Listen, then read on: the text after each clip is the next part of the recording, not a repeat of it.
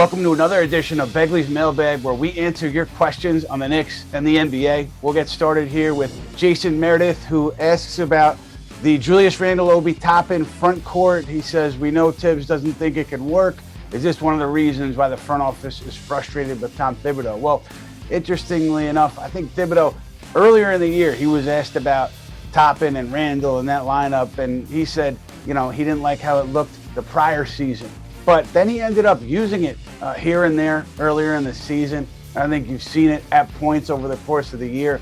So I don't think he's totally out on it, but I think obviously it's hard when you have a Knick roster with as many centers that they have to find minutes for that Randle Toppin lineup. But I don't get the sense that that's a reason behind the frustration between Thibodeau and the front office, if it still even exists at this moment. But in the past, I think the Cam Reddish trade was one source of potential discord between Thibodeau and the front office, because obviously the Knicks giving up a first-round pick to get Reddish and Kevin Knox, but really a first-round pick to get Reddish, and then Reddish not really being in the lineup when everybody was healthy initially after the Knicks made the trade, just didn't add up to teams looking at the Knicks situation on the outside in, and it was a sign to them that there was some discord between the coaching staff and the front office. And I think there was.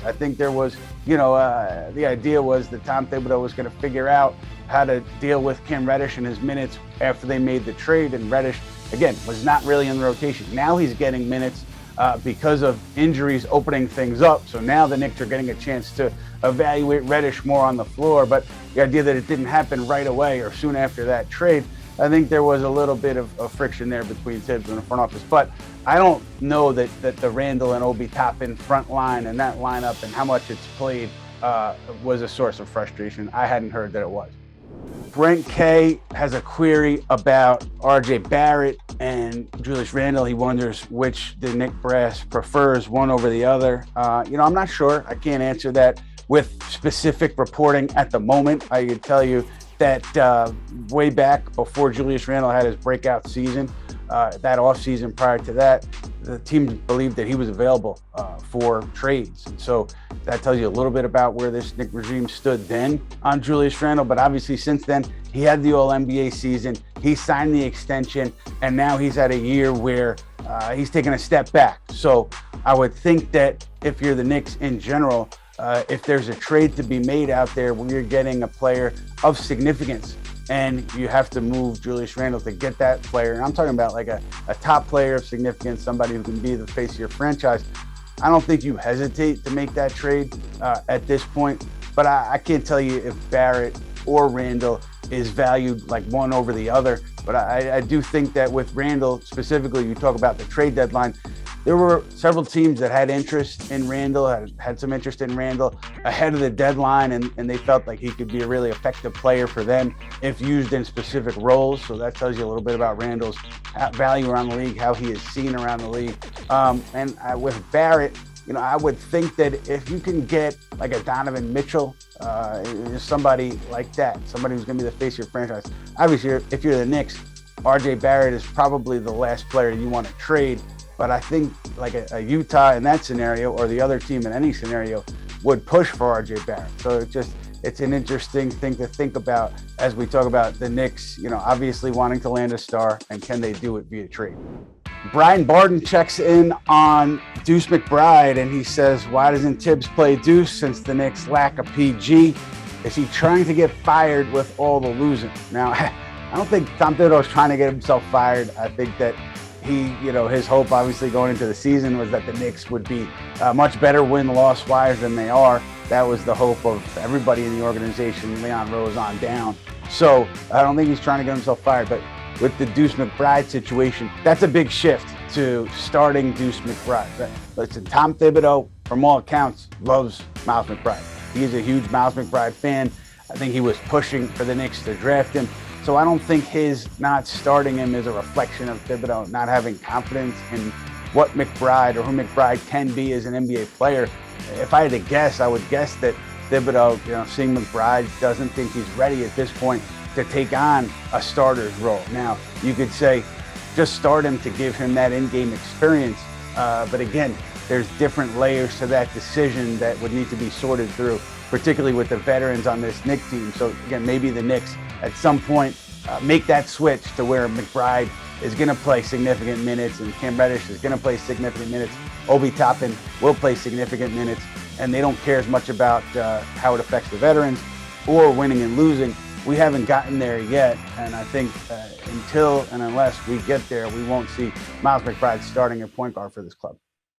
We've got one from Nipson, whose name I think is Dizza on Twitter, and Dizza asks, what's going on with Mitchell Robinson? Does he want to stay? Does he want to leave? Does he want to get the most money available as a free agent? And this is a great question, and I think it's very relevant to the Knicks at the moment because I mentioned this on Geico Sports Night the other night. Robinson's representatives and the Knicks have been in touch on extension talks over the course of the season. ESPN was first to report that.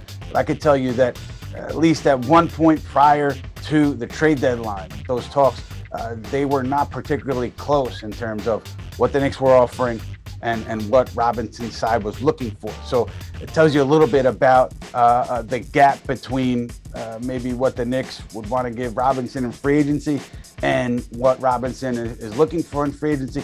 Maybe that gap closes once Robinson hits unrestricted free agency and then the Knicks have an idea of what other teams are going to offer. Now, I would say that I'm pretty sure that the people with the Knicks that have been here since Robinson came on, particularly Knicks GM Scott Perry, they have a pretty good idea of Robinson's value to the Knicks and also around the league. So the thing that I think about is the Knicks didn't trade him at the deadline, right? So I would assume that they know that either they can re-sign him at what he wants or they could work out a sign and trade with another team to get assets back if you're going to lose Mitchell Robinson.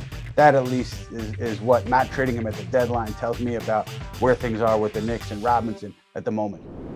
And we've got one from Alex Howard. He responded to our ask on Twitter for questions for the mailbag with a GIF from Michael Scott of The Office, and it says, why are you the way that you are? And it just made me crack up because I'm sure so many Knicks fans feel similarly to Alex because here you are, the tail end of yet another season, and you're looking at the lottery odds and you're looking at where the Knicks are going to finish and you're looking at future draft picks and you're wondering why the young players on the roster are not playing ahead of some of the veterans. I mean, it feels like with the Knicks, we've been here so many times in recent seasons, and I'm sure you're wondering to yourself, is it going to be different this time with this regime?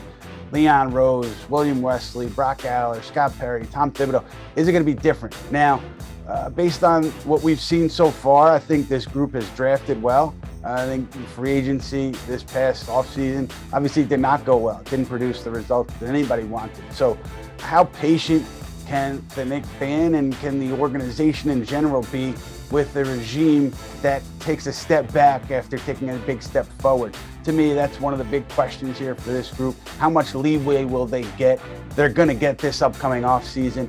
But, you know, if things start to go south early next season, after they make some significant moves, does owner Jim Dolan lose patience? And I think particularly on Tom Thibodeau. I don't think Dolan would get involved in a decision around Tom Thibodeau. But if the Knicks finish really poorly this year, and if the Knicks keep Thibodeau on through the course of the offseason, and then they start slowly next year, I would think that you'd have to make a decision on Tom Thibodeau at that point if you're Leon Rose, because, you know, it's clear that things wouldn't be working. And I don't think Dolan would get involved in that kind of decision. I think that would be purely a management decision. But really what you're asking yourself, if you're a Knicks fan at this point, is, are these guys going to get it right? Is this the group that's going to get it right? We'll find out a lot more about that this coming off season, what they decide to do. So many things up in the air right now with this Knicks team, and that's why I laughed when Alex put that GIF of Michael Scott to his question, because it sums up so much of the last 10, even 20 years with this franchise. That'll do it for this edition of Begley's Mailbag. We will see you again soon. Please keep those questions coming. We love them. We'll keep talking about the Knicks and the NBA with you guys sometime in the near future.